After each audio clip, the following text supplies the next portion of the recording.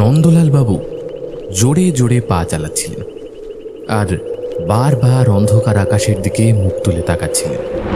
বাতাসের দাপটে গাছপালা যেন পাগলের মতো ছটফট করছে। চারপাশে ঘন গর্জন, মাঝে মাঝে ঝলকে উঠছে বিদ্যুতের আলো। পরিবেশটাই যেন অস্বাভাবিক ভীতিকর। হঠাৎ একটি কুকুর রাস্তা পেরোল। সঙ্গে সঙ্গে এক ধরনের আর্তনাদ ভেসে এলো বহু দূর গাছপালার দিক থেকে। নন্দলাল থমকে গেলেন। এই সময় কেউ কি বলে নিজেই নিজেকে থামিয়ে আবার হাঁটা শুরু করলেন। পায়ে হাঁটার গতি আরও কয়েকগুণ বাড়িয়ে বিড়বিড় করে আবার বললেন নন্দলাল বাবু, বাবা, এই বৃষ্টি নামলো বোধ হয়। বিড়বিড় করলেন তিনি। ছাতা আনিনি, আবার সকালে অফিস আছে। অতুলকে কত করে বললাম তাড়াতাড়ি ছেড়ে দে, তাড়াতাড়ি ছেড়ে দে, বাড়ি ফিরে যাব, কিন্তু সে আমায় ছাড়তেই চাইল না। অবশ্য ছাড়বেই বা কি করে, সে ছোটবেলার বন্ধু, তারই একমাত্র মেয়ের আজ বিয়ে ছিল। আমার তো উচিত ছিল কয়েকটা দিন সময় নিয়ে তার মেয়ের বিয়ে দিয়ে তবেই আসা, কিন্তু এমনই কপাল, অফিসের সকলেই এখন ঘুরতে গেছে, তাই সমস্ত চাপ এখন আমার ঘাড়ি এসে পড়ল। তাছাড়া বছরের শুরুতে বেশ কয়েকটা ছুটি নিয়ে ফেলেছি, তাই নতুন করে ছুটি পাওয়ার কথা চিন্তাতেও আসে না। সব মিলিয়ে মিশিয়ে বিকেলে গিয়ে সন্ধ্যায় ফিরতে হলো। তবে বিয়ে বাড়িতে নানান কাজের মধ্যে সন্ধে বললে কি আর সেটা সন্ধে হয়? সেটা গড়াতে গড়াতে বাজলো রাত 9টা, কিন্তু এখন শেষ বাসটা পেলে হয়। অতুল তো বলছিল সেটা আসবে রাত 10:15-তে, সেটা নীলগঞ্জ নামতে নামতে প্রায় রাত 12টা। অতএব বাড়ি ফেরা রাত 1টার আগে তো কোনোভাবেই হবে না। কিন্তু আকাশের যা অবস্থা, এখন যদি ঝেঁপে বৃষ্টি নামে, আমার তো অবস্থা খারাপ হয়ে যাবে একেবারে। হাঁটতে হাঁটতে একটা ছোট মতো দোকানের সামনে চালা মতো দেখতে পেয়ে সেখানেই থামলেন নন্দ, ওরফে নন্দলাল সরকার। বয়স 45-এর কোঠায়, পরনে হালকা খয়েরি রঙের হাফ শার্ট, নিচে ধপধপে সাদা রঙের ধুতি, চোখে মোটা ফ্রেমের চশমা, এক হাতে ধর একটা পুরনো মলিন ব্যাগ। নিবাস হরিপুর, দুধুয়া গ্রাম পঞ্চায়েত। বাসে প্রায় ঘন্টা 3-এর রাস্তা এখান থেকে। দোকানটাকে দূর থেকে দেখে ভাঙাচোরা বলেই মনে হয়েছিল। সামনে গিয়ে নন্দবাবু বুঝলেন দোকানটাকে দূর থেকে দেখে যতটা ভাঙাচোরা মনে হয়েছিল, সামনে দিয়ে সেটা যেন আরো ভয়ঙ্কর হয়ে উঠল। চালের টালিগুলো বেশিরভাগই ভাঙা, কাঠের বেড়া থেকে ছাল উঠে গেছে। চারপাশে জমে থাকা জল আর কাদায় দোকানের পেছনটা কেমন অদৃশ্য হয়ে গেছে। ঘরের এমন অবস্থা দেখে নিজের মনেই বিড়বিড় করে ওঠেন নন্দ। ও বাবা, এই ঘরের যা দশা, ভয় করছে কখন উপরের ভাঙা চাল গায়ের মধ্যে এসে না পড়ে। যা ঝড়ঝাপটা মারছে জোরে জোরে, সব কিছুই তো ভাঙাচোরা। মনে হয় বহু জন্ম কেউ এর ধারে কাছেও আসেনি। তার কথার যেন জবাব দেয় প্রকৃতি নিজেই। হঠাৎ একটা প্রচণ্ড হাওয়ার দাপটে ঘরের চালের ওপর থেকে একগাছা কাঠ ঝনঝন শব্দ করে খুলে পড়ে যায় আর ধপাস করে নিচে পড়ে। সেই শব্দের সঙ্গে যেন আকাশ ফেটে নামে মুষলধারায় বৃষ্টি। এমন বৃষ্টি যেন আকাশের সমস্ত জল একসাথে নেমে আসছে। চারিদিক সাদা ধোঁয়াটে হয়ে নন্দবাবুর চশমা ঝাপসা হয়ে গেছে নিমেষে। চোখের সামনে 1 হাত দূরত্ব অবধিও যেন কিছুই দেখা যায় না। ওই যা ভয় পেয়েছিলাম তাই হলো। তিনি আকাশের দিকে একবার তাকিয়ে একবার ঘড়ির দিকে তাকালেন। রাত প্রায় 10টা বাজে। চারপাশ জনমানব শূন্য। রাস্তার ধারে জ্যোৎস্নার বদলে এখন শুধুই জল আর হাওয়ার গর্জন। এখন এই বৃষ্টি না কমা পর্যন্ত কোনোভাবেই বাস স্টপেজ অবধি পৌঁছানো যাবে না। ঘড়িতে প্রায় 10টার কাছাকাছি হয়ে গেল। কি যে লেখা আছে আজকে কপালে কে জানে। দাদা, 1 কাপ গরম চা খাবেন নাকি? কে কে? আচমকা প্রচণ্ড গম্ভীর একটা কণ্ঠস্বর শুনে একটু চমকে গিয়ে পেছনে তাকালেন নন্দলাল বাবু। বাইরে মাঝে মাঝে বিদ্যুতের আলো চমকাচ্ছে। তারই সাদা আলোতে দেখা গেল একজন লোক দাঁড়িয়ে আছে তার সামনে। তবে তার মুখ চেহারা কিছুই ভালো করে বোঝা যাচ্ছে না, কেবল সেটা যে মানুষের অবয়ব এইটুকু বুঝতে পারলেন তিনি। কিন্তু গলাটা কেমন যেন অদ্ভুত রকমের না লোকটার, এত গম্ভীর। তবুও মনে মনে তিনি ভাবলেন, তবে যাই হোক, এই দুর্যোগের রাতে অন্তত কথা বলার জন্য তো একটা সঙ্গী পাওয়া গেল। হ্যাঁ, সে একটু চা পেলে তো ভালোই হয়, কিন্তু এই দুর্যোগের রাতে কে চা করে দেবে বলুন তো? এই মাথা গোঁজার যে ঠাঁইটা পেয়েছি এটাই ভাগ্যি। লোকটা এবার যেন সামান্য হাসল, তারপর সেই ফ্যাঁস ফ্যাঁসে গলায় বলল, যে দোকানটায় আপনি দাঁড়িয়ে রয়েছেন এটার একটা লম্বা ইতিহাস আছে বাবু। এটা এককালে মস্ত একটা চায়ের দোকান ছিল। জানেন তো, এই দোকানটা ছিল হাটের প্রাণ। প্রত্যেক বৃহস্পতি আর রবিবার করে হাট বসতো এখানে। লোকজনের আনাগোনা লেগেই থাকতো। তার উপর কাছেই গঙ্গার ঘাট। এই দোকানেই সমস্ত মাঝি মল্লা বড় বড় ব্যবসায়ী সবাই এসে চা খেত। বাজার দরে বড় নাম ছিল কিনা, একবার এক গোরা সাহেব এসে চা খেয়েছিলেন। তারপর থেকে চায়ের স্বাদে মুগ্ধ হয়ে প্রতি সপ্তাহে এসে বসতেন এই কাঠের বেঞ্চে। এই গ্রামে আর আশেপাশে কোথাও তেমন ভালো চায়ের দোকান ছিল না, আর থাকলেও এত সুন্দর স্বাদ ছিল না সেই চায়ের। একেবারে রং রমিয়ে চলতো ব্যবসা। নন্দলাল কিছুটা অবাক হয়ে তাকিয়ে রইলেন লোকটার দিকে। লোকটা বলতে লাগলো, তবে কি জানেন তো, লোকটা এর আগের জীবনে বড্ড খাটাখাটনি করেছিল। কোন ছোটবেলায় মা মারা যাবার পর থেকে সৎ মায়ের কাছে মানুষ। অনেক কষ্ট করে অবহেলা অপমানে বড় হয়ে একটু বয়স হলে এই চায়ের দোকানটা দিয়েছিল। তবে প্রথম প্রথম একেবারেই বিক্রি হতো না। তবে হঠাৎ করে ধীরে ধীরে মানুষ আসতে শুরু করলো। তারপরে বছর কয়েকের মধ্যেই নাম ছড়িয়ে গেল চারপাশে। তখন আর লোকটাকে পেছনে তাকাতে হয়নি। একেবারে মোটা টাকা ইনকাম করত। আর তখন থেকে এই দোকানটাই ছিল লোকটার ঘর বাড়ি, পরিবার।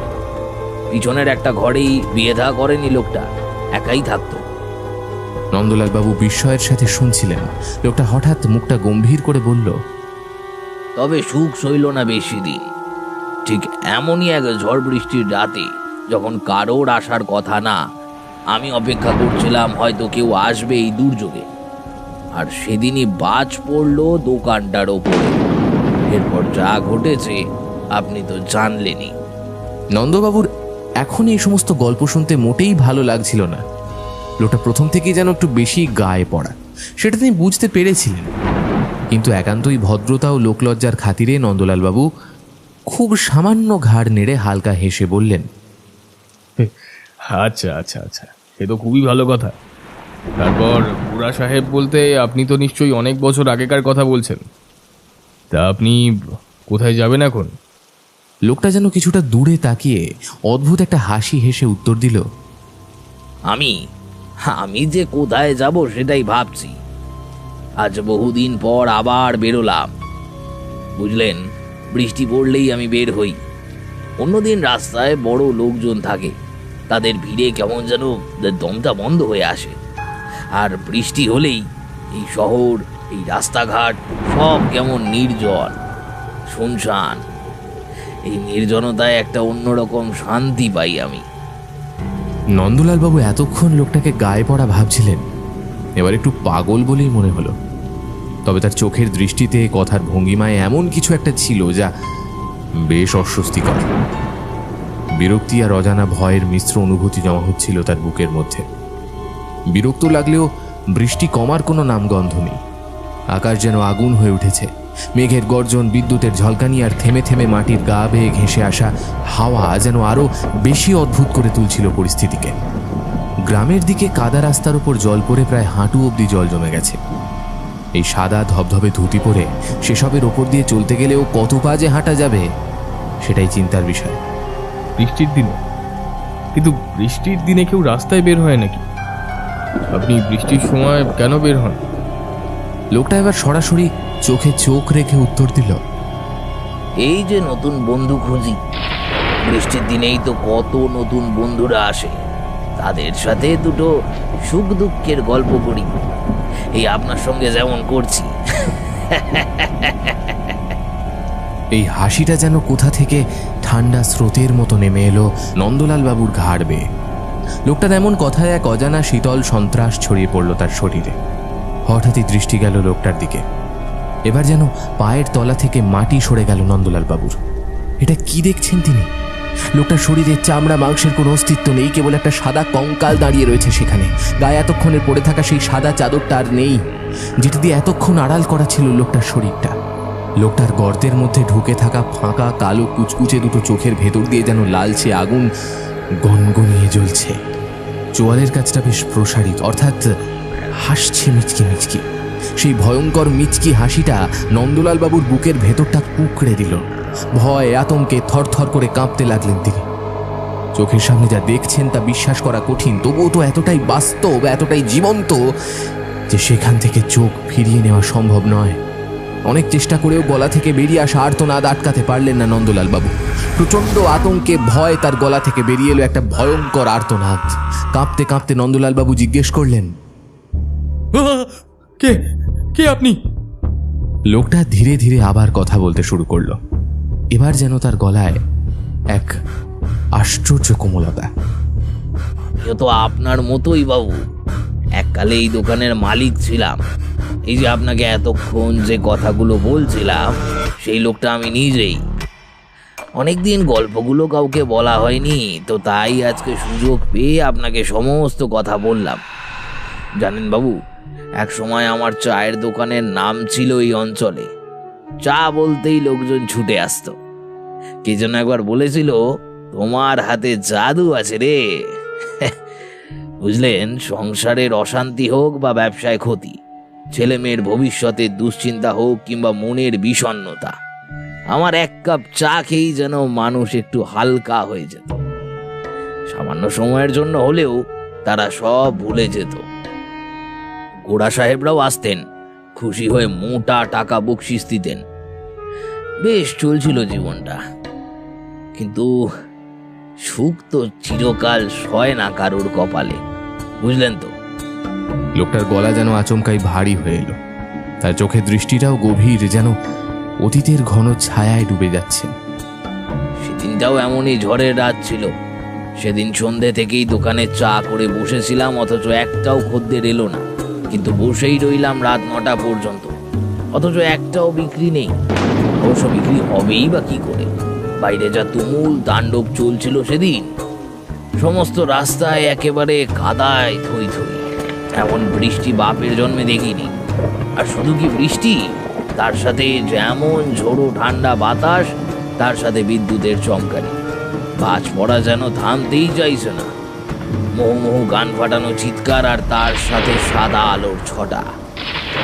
বুঝলেন বাবু, জন্মে এমন রাত দেখিনি। সেদিন আর কোনো লোক আসবে না দেখে দরজাটা বন্ধ করে সমস্ত কিছু গুছিয়ে রেখে দিলাম। এই রাস্তাটা ভালো করে দেখেছেন তো, চারপাশে কেমন গাছগাছালি ভরা। আশেপাশে তেমন খুব একটা বাড়িঘর নেই। কাজেই আমার সেদিন সাহায্যের জন্য আমি কাউকেই পাইনি। প্রচণ্ড ঝোড়ো হাওয়াতে মোমবাতিটাও ঠিকঠাকভাবে জ্বালিয়ে রাখতে পারছিলাম না। তক্তাপোশের ওপরে বসে কান মাথা মুড়ি দিয়ে কোনো মতে শুয়েছিলাম। আর ঠিক তখনই একটা বিকট শব্দ, কানে তালা লেগে গেছিল বাবু। চোখের সামনে দেখি একটা আগুনের গোলা ছুটে আসছে, তারপরে প্রচন্ড যন্ত্রণা, আর চোখের সামনে ঘনিয়ে এলো কালো অন্ধকার। ব্যাস, আর কিছু মনে নেই। পরের দিন গ্রামের লোকজন এসে গ্রামের শ্মশানে আমাকে নিয়ে পুড়িয়ে দিল। অবশ্য আমি আতপোড়া অবস্থাতেই ছিলাম। তারপর থেকে তো এই ভাঙাচোরা ঘরেই থাকি। তবে বৃষ্টি বাদলা আসলে, প্রচণ্ড ঝড় জল দুর্যোগের রাত আসলে বাইরে বের হয়ে নতুন বন্ধু খুঁজি। যেমন আজ একেবারে আমার ঘরের সামনে আপনাকে খুঁজে পেলাম। একবার ওই কাঠের স্তূপটায় টর্চের আলো ফেলুন তো বাবু, দেখে বলুন তো কিছু চেনা লাগছে কিনা। নন্দলাল বাবুর নিজেকে প্রচন্ড হালকা বলে মনে হচ্ছিল। এতদিনের হাঁটুর ব্যথাটাও যেন একেবারে কমে গেছে। লোকটার কথাগুলো শুনতে শুনতে প্রতি মুহূর্তেই যেন একটু একটু করে অবাক হয়ে যাচ্ছিলেন তিনি। এবার লোকটা শেষের কথাগুলো শুনে টর্চ লাইটটাকে জ্বালিয়ে পড়ে থাকা কাঠের স্তূপের দিকে নজর পড়তেই কেমন যেন পাথরের মতো শক্ত হয়ে গেলেন নন্দলাল বাবু। সেখানে একটা মৃতদেহ পড়ে আছে, সাদা ধুতি পরা, মুখটা আধো খোলা, চোখ আধ বোঝা, মাথার পাশ দিয়ে রক্ত গড়িয়ে পড়ছে। বৃষ্টির জলের সঙ্গে মিশে সেই রক্ত গড়িয়ে চলেছে গ্রামের মাঠ বরাবর। সেই মুখ, সেই গড়ন, সে তো নন্দলাল বাবুরই নিজের দেহ। নিজেকে দেখতে পেয়ে তার মনে হলো যেন মাটির নিচে তলিয়ে যাচ্ছেন তিনি। গলা শুকিয়ে কাঠ, চোখে জল, কণ্ঠে কোনো শব্দ নেই। তখনই লোকটা আবার বলে উঠল, যখন প্রচন্ড জোরে বাতাসটা দিয়ে বৃষ্টিটা শুরু হলো, আপনি ওর নিচেই দাঁড়িয়েছিলেন বাবু। আপনার মাথার ওপর ওই বহুদিনকার পুরনো কাঠ পড়তেই আপনি তখনই নিজের প্রাণটাকে হারান। আর নিজের প্রাণটা হারিয়েছেন বলেই তো আমার সাথে কথা বলতে পারছেন। বেঁচে থাকলে কি আর ভূতকে দেখা যায়? এখন যেমন আপনাকে আর কেউ দেখতে পাবেন না। নন্দলাল বুঝতে পারলেন তিনি মারা গেছেন। তিনি হঠাৎ তার পরিবারের কথা জানতে চাইলেন। তার ছেলে, যাকে তিনি গত সপ্তাহে স্কুলে ভর্তি করালেন, তার স্ত্রী অসুস্থ পায়ের কথা, তার অফিসে ফেলে আসা রিপোর্ট। তিনি হঠাৎ বলে উঠলেন, আপনি যাদের রেখে এসেছেন তারা একদিন ঠিক এই পথেই আসবে। এখন চলুন, আর ওরা অপেক্ষা করছে। লোকটা হাসতে হাসতে নন্দলাল বাবুর হাত ধরে একটা হ্যাঁচকা টান দিল। বাবু, আমাদের আরো অনেক বন্ধুরা অপেক্ষা করে আছে পেছনের দিকে। ওরা সকলেই আপনার মতো, কেউ বা ঝড় বৃষ্টির রাতে, কেউ বা বাজ পড়ে কিংবা বৃষ্টির রাতে পথ ভুলে আমাদের মতোই হতভাগ্য হয়ে মারা গেছে। আসেন ওদিকে। নিজের মরে যাওয়া শরীরটার দিকে বেশিক্ষণ তাকিয়ে থাকতে নেই, মায়া হয়। পিছনের দিকে অন্ধকারের মধ্যে আরো কয়েকটা ছায়ামূর্তি দেখা গেল। কেউ একজন প্রৌঢ় মতো লোক বলল, নতুন এসেছে বুঝি? হ্যাঁ, আজই এলো, একদম ঝড়ের রাতে। আরো একটি কিশোর মূর্তি এগিয়ে এসে বলল, আমারও এমন এক রাতে মৃত্যু হয়েছিল, স্কুল থেকে ফিরছিলাম, মনে আছে এখন। নন্দলাল বাবু কেঁপে উঠলেন, কিন্তু ততক্ষণে শরীর হালকা, মন হালকা। এক লাফেই যেন কোনো আলো ছাড়া ঝড় বৃষ্টি অন্ধকারের মধ্যে ধীরে ধীরে লোকটার হাত ধরে তিনি অন্ধকারের মধ্যে হারিয়ে গেলেন অনন্তকালের দিকে। অশরীরী যাত্রা শুরু হলো তার মতো অশরীরীদের সাথেই তার সংসার শুরু। দূরে বহু পুরনো আর এক কাঠের ভাঙা স্তূপের মধ্যে রইল তার রক্তাক্ত শরীর। কে জানে ওর শরীরের কি হবে? গতকাল সকালে বৃষ্টি থামলে গ্রামের লোকেরা উদ্ধার করে নিয়ে যাবে। তবে পথে যেতে যেতে আরো একটা প্রশ্ন মাথায় এলো নন্দলাল বাবুর। দোকানটার চ্যানেলের উপর থেকে কাঠগুলোই কি ঝরে পড়ছে, নাকি লোকটার কারসাজি?